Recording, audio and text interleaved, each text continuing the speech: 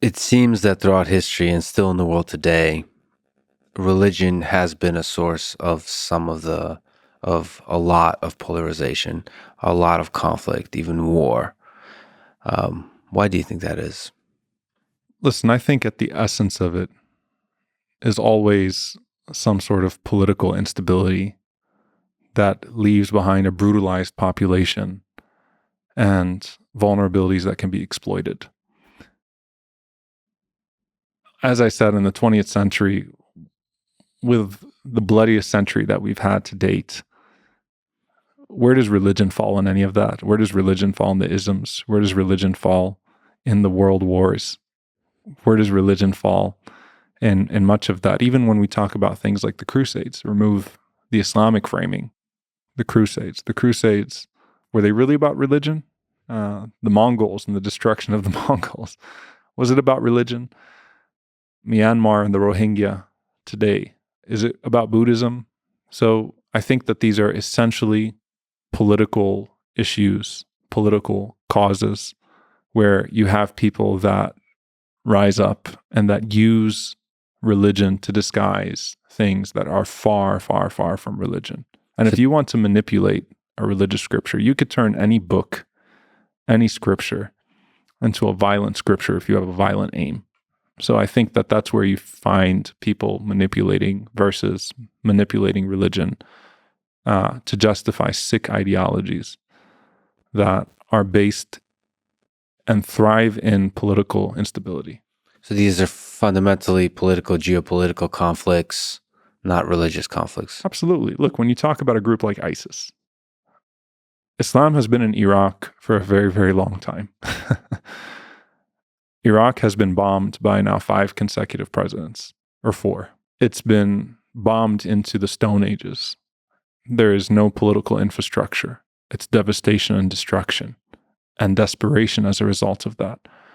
Many of the old Saddam loyalists, and Saddam's regime was a secularist regime, are now heads of ISIS, right? It just moved into that. When you create that type of chaos, you generate an environment where groups like ISIS are bound to rise out of. And so Islam did not, cause this. People didn't wake up in Iraq one day and say, hey, let's create a group called ISIS because Islam tells us to, right? Iraq was bombed into this place. And we have to not just free religion from the responsibility, from having to bear the responsibility of much of the hatred and violence, but we have to interrogate the political instability that was caused. Were we justified as Americans? These are our taxpayer dollars. Were we justified with what was done in Iraq? Do we even know what was done in Iraq and Afghanistan? These drones that drop using our tax dollars under Democratic and Republican regimes and kill thousands of innocent people in weddings in Yemen and Somalia. Are these justified? And when you think about dehumanization, can the average American name a single victim of the Iraq War? Is there a picture that comes to your mind? Is there a person? Absolutely not, because that's the dehumanization. Now, I often talk about Dr. Martin Luther King Jr., his progression as a faith leader in America, as a political leader in America. Dr. King was deeply unpopular when he took his stand on Vietnam. And he mentions how first he had to see Vietnam through the lens of the soldiers, because many of the soldiers that were lost, American soldiers, right? And that was a crime that they were sent to fight a war that they should not have been sent to fight. And there was an injustice that was done towards them. He said, but things really changed when he started to see it from the other side of the bullet, when he started to see the world through Vietnam, through the Vietnamese child. And that's where he resorted to breaking the silence. That's where he changed his tune, because we dehumanize our victims so much that they're not even relevant to our discourse until they become able villains to our story. And then now they're attacking us because they hate us. Now they're blowing us up because they hate us. Their religion tells them to do this to us. What have we allowed to be done to them? using our tax dollars in our name, right? So I think that we have to interrogate the political chaos that was caused, not just free religion from the groups that were created, but what was done to those countries and what continues to be done in many of these places. Yeah, when the pride that people had about America, where everybody came together after 9/11 and there was all the American flags,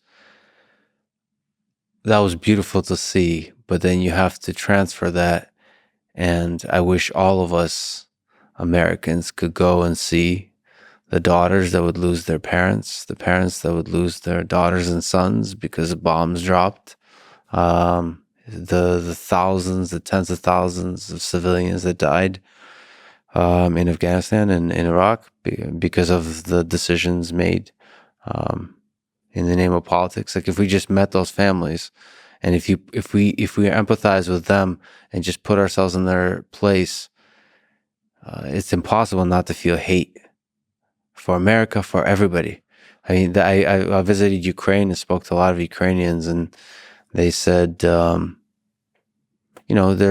there's loved ones that are Russians before the war, but now all they have is hate. And if you ask many of them, will they ever forgive? Not the regime, not the soldiers. Will they ever forgive Russians? Many of them say never. And that never feels like it's a generational never. I mean, look, you think about this, if your grandparents were wiped out in a drone attack, your parents, your brothers, your sisters, all of your loved ones, and you're missing a leg and an eye, and the world does not take you into consideration, you'll never be seen or considered in the halls of Congress or discussed.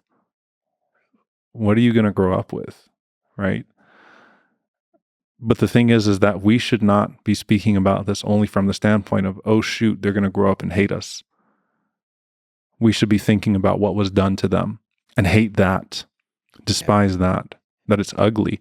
You see, when people carry out a terrorist attack, they're not considering the lives of the civilians in these places. So those that perpetrate the 9/11 attacks are not seeing the thousands of people that they killed, the human beings, the lives, many of whom were Muslim, by the way. Actually, no. One of them was a very active Muslim in the Islamic circle of North America. I mean, they didn't see those stories, right? When you drop a bomb on this many people, when you drone people and you say, oops, collateral damage, we were looking for one person, killed 40 people, and there's no count, no names, nothing that can be recalled in the American memory. That's a problem, a fundamental issue with how we treat the rest of the world, right? So I'm an American. I think that I'm responsible to the extent that I have to critique these policies, and I have to try to, challenge America to deal with the world differently. And when I go overseas, when I'm around Muslims in the Muslim world, right, in the Middle East and in the Muslim world, I'm speaking as a Palestinian American Muslim who grew up in South Louisiana. I've got a complex background here, right? A lot of experiences here that I'm grateful for because they all contribute to who I am and what I know and what I've been. I think they're all enriching. I wouldn't relinquish the Palestinian part. I wouldn't relinquish the American part, and I certainly wouldn't relinquish the Muslim part. But it's helping people consider what they're not seeing. And when you can dehumanize entire groups of people to where you can reduce them to chalk, casualty counts, and not be able to recall a single story, then you have to take a step back and ask yourself, what are we becoming? Right? What are we becoming? Not a single victim of Afghanistan or Iraq. Millions of people, not a single person can the average American conjure in their head.